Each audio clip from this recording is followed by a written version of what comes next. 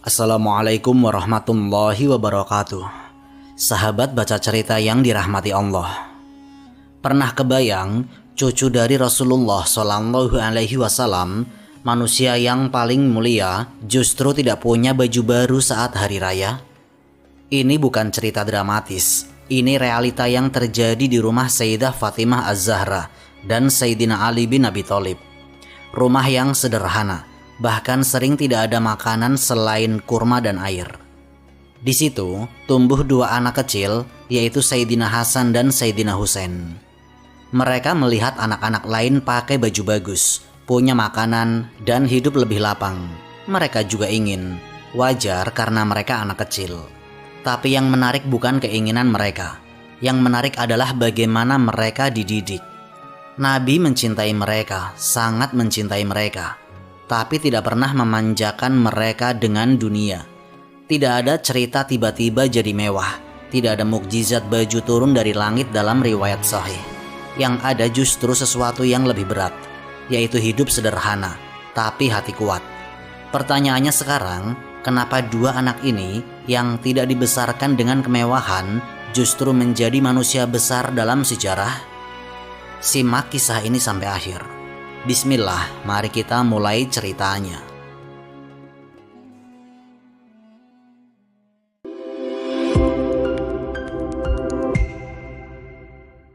Rumah yang tidak pernah penuh dunia.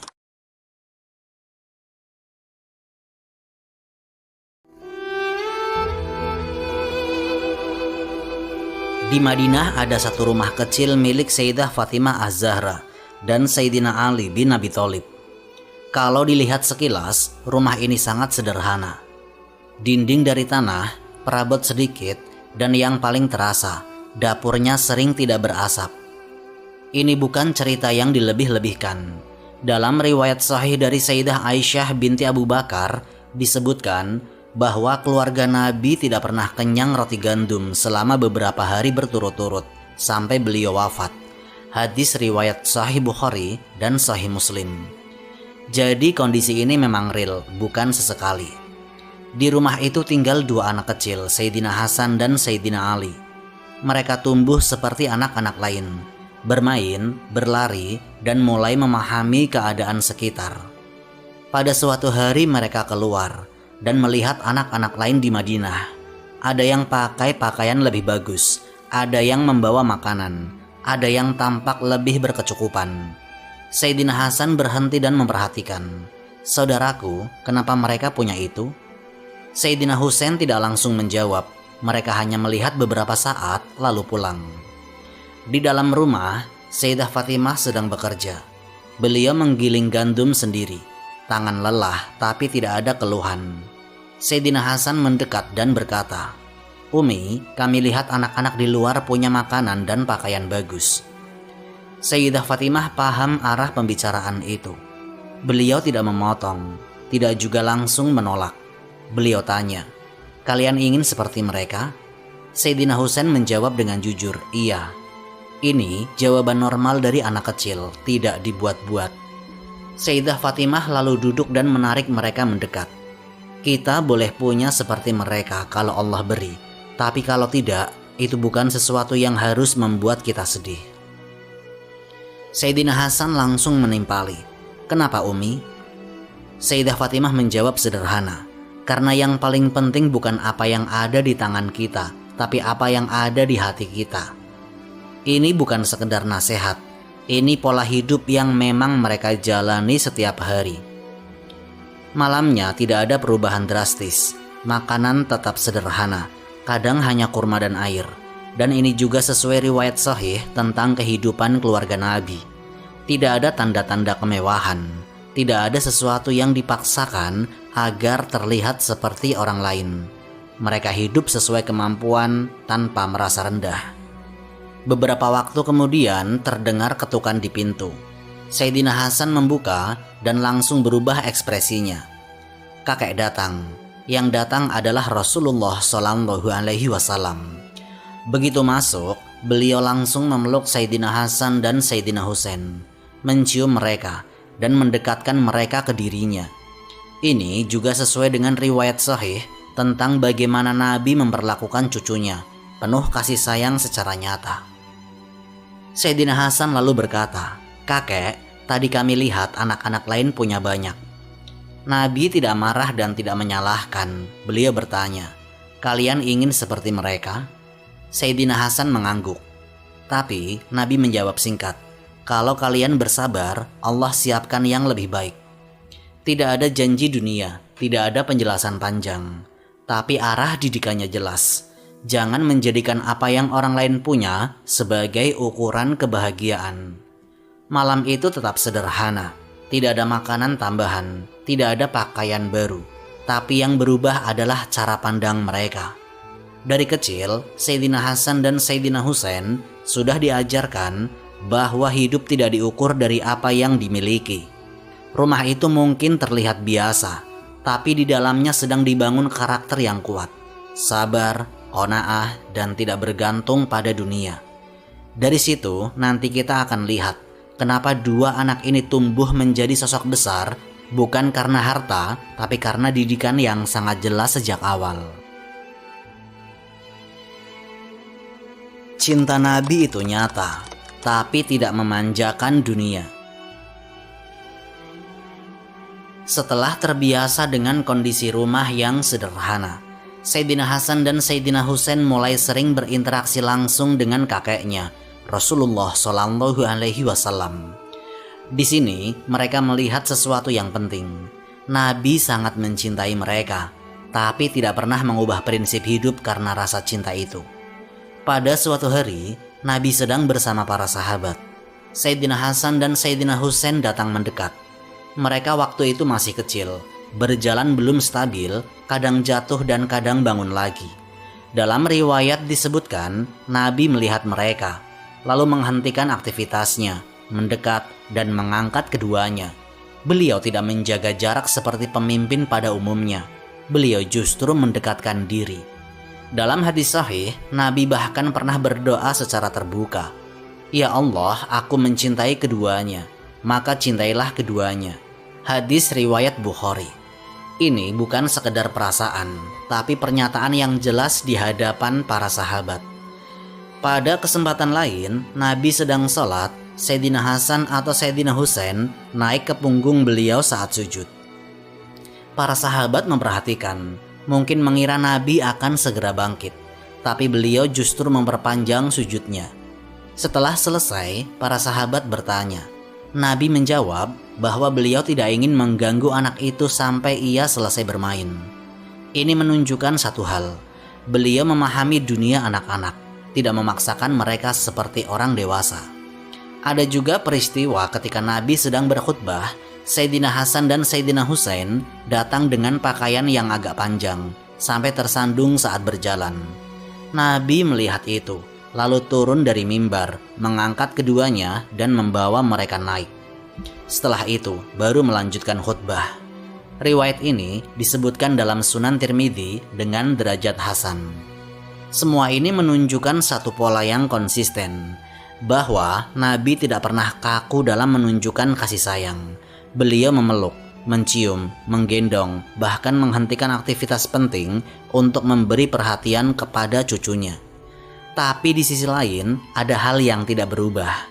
Nabi tidak menjadikan cinta itu alasan untuk memberikan kemewahan dunia. Tidak ada riwayat sahih bahwa beliau membiasakan Sayyidina Hasan dan Sayyidina Husain dengan pakaian mewah atau kehidupan berlebih. Rumah mereka tetap sama, sederhana, cukup, dan tidak dipaksakan. Suatu waktu, Sayyidina Hasan pernah mengambil kurma dari harta sedekah. Ini kejadian penting. Nabi langsung menghentikannya dan berkata bahwa keluarga Nabi tidak memakan harta sedekah. Ini diriwayatkan dalam hadis sahih. Dari sini terlihat, bahkan dalam hal kecil, Nabi menjaga prinsip. Meskipun itu anak kecil yang beliau cintai, aturan tetap berlaku. Pesannya juga jelas, cinta tidak berarti semua keinginan dituruti. Sayyidina Hasan dan Sayyidina Husain tumbuh dengan dua hal sekaligus, yaitu kasih sayang yang sangat kuat dan batasan yang sangat jelas. Mereka tidak kekurangan cinta, tapi juga tidak dibiasakan bergantung pada dunia. Pada fase ini, mereka mulai memahami bahwa dekat dengan Nabi bukan berarti hidup menjadi mudah secara materi. Justru sebaliknya, mereka diajarkan langsung bagaimana hidup dengan aturan, kesederhanaan, dan kendali diri. Dan ini penting karena nanti ketika mereka besar, mereka tidak kaget dengan dunia. Mereka sudah dilatih sejak kecil untuk tidak menjadikan dunia sebagai tujuan utama. Hari raya tidak diukur dari baju lebaran. Waktu terus berjalan sampai ke hari-hari menjelang Idul Fitri. Di Madinah suasana mulai berubah. Anak-anak terlihat lebih rapi. Sebagian memakai pakaian terbaik yang mereka punya. Ada yang memang baru, ada yang sekedar yang paling bagus di rumah mereka. Sayyidina Hasan dan Sayyidina Husain melihat itu. Mereka sudah pernah merasakan hal yang sama sebelumnya. Melihat orang lain punya sesuatu yang mereka tidak punya. Bedanya sekarang, mereka sudah mulai memahami didikan dari rumah dan dari kakeknya, Rasulullah Shallallahu Alaihi Wasallam. Pada hari raya, Nabi pun punya kebiasaan yang jelas dalam riwayat sahih.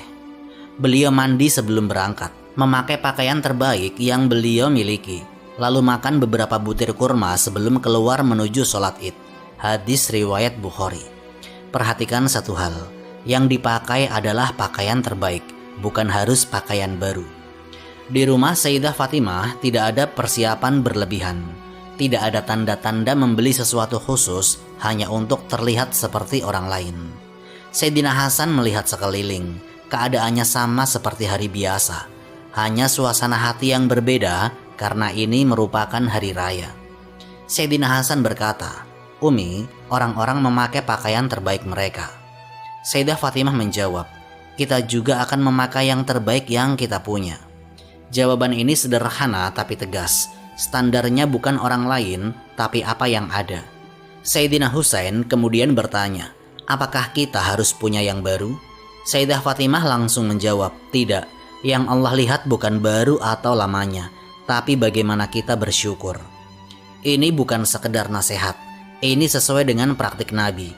Tidak ada riwayat sahih yang menunjukkan bahwa beliau mewajibkan keluarga atau sahabat untuk membeli pakaian baru setiap Idul Fitri. Beberapa saat kemudian, Nabi datang atau mereka bertemu beliau dalam perjalanan menuju sholat Id. Sayyidina Hasan dan Sayyidina Husain mendekat seperti biasa. Nabi memperhatikan mereka, melihat pakaian yang mereka pakai. Tidak ada komentar merendahkan, tidak ada dorongan untuk mengganti dengan yang lebih bagus. Yang ada hanyalah penerimaan. Dalam momen seperti ini, Nabi lebih fokus pada ibadahnya. Beliau mengajak orang keluar menuju lapangan, termasuk anak-anak. Bahkan wanita dan anak-anak dianjurkan hadir untuk menyaksikan kebaikan hari itu. Di tengah perjalanan, Sayyidina Hasan dan Sayyidina Husain berjalan di samping Nabi. Beliau melihat lagi orang-orang di sekitar. Kali ini, beliau tidak lagi bertanya banyak. Cara pandangnya mulai berubah, bukan karena tiba-tiba tidak peduli, tapi karena beliau mulai mengerti prioritas. Nabi kemudian bersabda dalam makna umum ajaran beliau bahwa hari raya adalah hari makan, minum, dan mengingat Allah. Artinya, inti hari itu bukan penampilan, tapi syukur setelah menyelesaikan ibadah Ramadan. Setelah selesai sholat Id, orang-orang saling memberi ucapan. Suasana hangat, sederhana, dan tidak berlebihan. Sayyidina Hasan dan Sayyidina Husain ikut dalam suasana itu. Mereka tampil paling mencolok, tapi juga tidak merasa kurang. Di titik ini, mereka belajar sesuatu yang sangat praktis. Hari raya tidak diukur dari apa yang dipakai, tapi dari apa yang dirasakan dan disyukuri. Mereka tidak dilarang memiliki sesuatu yang baik, tetapi tidak diajarkan untuk menjadikannya sebagai standar kebahagiaan. Pelajaran ini penting karena di usia mereka, biasanya anak-anak sangat mudah membandingkan dirinya. Tapi dengan pola didikan yang konsisten dari rumah dan dari Nabi, mereka diarahkan untuk melihat hari raya dengan cara yang benar. Dan ini yang membedakan mereka. Mereka tetap anak-anak, tetap melihat, tetap ingin, tapi tidak dibiarkan menjadikan itu sebagai pusat hidup mereka. Didikan yang tegas bukan keras tanpa arah. Setelah melewati momen hari raya, pola hidup di rumah kembali seperti biasa, sederhana, teratur, dan penuh batasan yang jelas. Pada fase ini, peran Sayyidina Ali bin Abi Thalib dan Sayyidah Fatimah Az-Zahra terlihat lebih kuat dalam membentuk karakter Sayyidina Hasan dan Sayyidina Husain. Sayyidina Ali bukan tipe ayah yang membiarkan anak tumbuh tanpa arah. Beliau dikenal tegas, tapi bukan keras tanpa alasan. Beliau tahu betul bahwa anak-anak ini bukan anak biasa. Mereka hidup dengan Rasulullah, maka standar didikannya juga tidak boleh sembarangan. Pada suatu hari, Sayyidina Hasan dan Sayyidina Husain bermain di luar, lalu pulang dalam keadaan lelah. Mereka melihat ayahnya sedang bekerja. Tidak ada kemewahan, tidak ada tanda-tanda kehidupan longgar. Semua dilakukan sendiri sesuai kemampuan. Sayyidina Hasan bertanya, "Ayah, kenapa kita tidak hidup seperti sebagian orang yang lebih lapang?" Sayyidina Ali tidak langsung menjawab. Beliau menyelesaikan pekerjaannya dulu, lalu duduk menghadap mereka. "Karena kita tidak menjadikan dunia sebagai tujuan." Jawaban Sayyidina Ali sangat singkat. Sayyidina Husain mencela, "Apakah salah kalau kita punya lebih?" Sayyidina Ali menggeleng, "Tidak salah, tapi yang salah kalau hati kita bergantung pada itu." Ini pola jawaban Sayyidina Ali, yaitu langsung ke inti, tidak berputar. Di sisi lain, Sayyidah Fatimah juga memberi contoh nyata. Dalam riwayat sahih, beliau pernah merasa sangat lelah menggiling gandum dan mengurus rumah, lalu meminta pembantu kepada Rasulullah. Tapi Rasulullah tidak memberinya pembantu. Sebagai gantinya, beliau mengajarkan zikir sebelum tidur, tasbih, tahmid, dan takbir. Hadis riwayat Bukhari. Ini kejadian penting di rumah itu. Sayyidina Hasan dan Sayyidina Husain melihat langsung peristiwa ini. Mereka melihat ibunya lelah. Mereka tahu itu bukan hal ringan. Tapi mereka juga melihat bagaimana solusi yang diberikan bukan berupa tambahan dunia, melainkan penguatan hati. Malam itu sebelum tidur, Sayyidah Fatimah mengajak mereka, "Ucapkan Subhanallah, Alhamdulillah, Allahu Akbar." Sayyidina Hasan bertanya, "Apa ini menggantikan pembantu?" Sayyidah Fatimah menjawab, "Ini membuat kita lebih kuat." Ini bukan teori, ini praktik langsung dalam rumah itu. Sejak kecil, Sayyidina Hasan dan Sayyidina Husain diajarkan satu pola. Kalau ada kesulitan, yang pertama diperbaiki adalah hubungan dengan Allah, bukan langsung mencari pelarian dunia. Di kesempatan lain, Sayyidina Ali melihat anak-anaknya mulai memahami perbedaan keadaan mereka dengan orang lain. Beliau tidak menutup mata, tapi juga tidak membiarkan mereka larut dalam perbandingan. Beliau berkata, "Kalau kalian melihat orang yang lebih dari kalian dalam dunia, lihat juga orang yang di bawah kalian." Ini sejalan dengan ajaran Nabi dalam hadis sahih, melihat kepada yang lebih rendah dalam urusan dunia agar tidak meremehkan nikmat Allah. Didikan di rumah ini konsisten, tidak ada kontradiksi antara apa yang diajarkan dan apa yang dilakukan. Orang tua mereka hidup sederhana, Rasulullah juga hidup sederhana, jadi anak-anak tidak bingung. Tidak ada kalimat sabar ya, tapi orang tuanya hidup mewah. Di sini semua selaras. Pelan-pelan, Sayyidina Hasan dan Sayyidina Husain mulai berubah cara berpikirnya. Mereka tidak lagi sekedar melihat siapa yang punya lebih. Mereka mulai memahami kenapa mereka hidup seperti ini. Dan ini yang membuat mereka siap untuk fase berikutnya. Bukan sekedar menerima keadaan, tapi menjadikannya sebagai kekuatan. Warisan yang sebenarnya.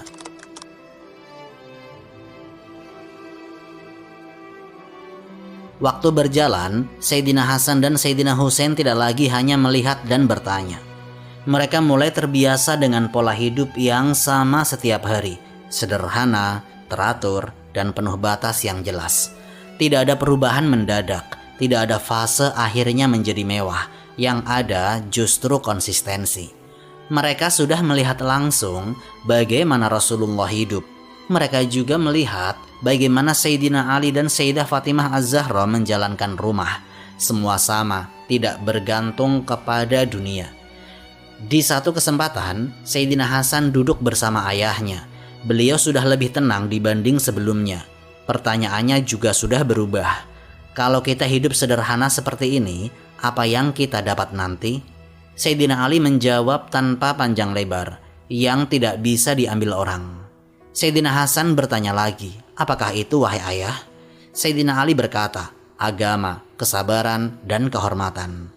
Ini inti dari semua yang mereka jalani sejak awal. Sementara itu, Sayyidina Husain lebih banyak mengamati.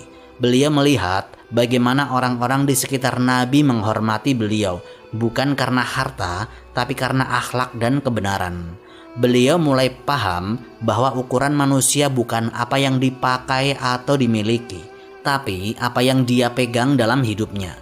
Suatu hari, mereka kembali melihat anak-anak lain dengan keadaan yang lebih baik secara materi.